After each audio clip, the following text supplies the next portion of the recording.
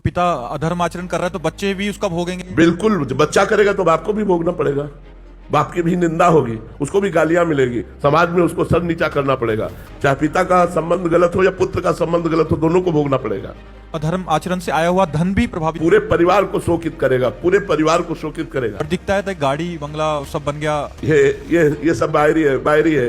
ये कुछ दिन के बाद बाहरी भी नहीं रहेगा और आंतरिक भी नहीं रहेगा। आंतरिक तो जलते ही रहते हैं, बाहरी है ये कुछ दिन के लिए है, कुछ दिन के लिए है।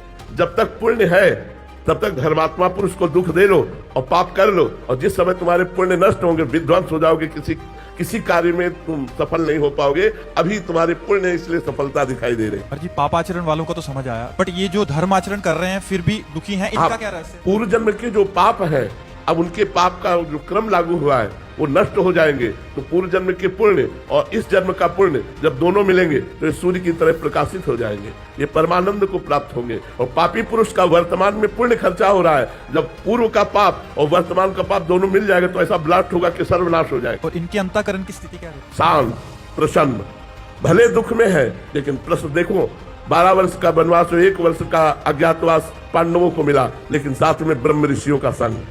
ये सौभाग्य कि बड़े बड़े ब्रह्म ऋषि भगवान की चर्चा सुनाते हुए उनको 12 वर्ष समझ में ही नहीं आया कैसे कट गए। बाहरी कष्टों की परवाह नहीं करते धर्म में चलने वाले ये अधर्मिक पुरुष लोग थोड़ी देर के लिए बाहरी सुखों को भोगते हैं और अंत में महादुख को प्राप्त होते हैं।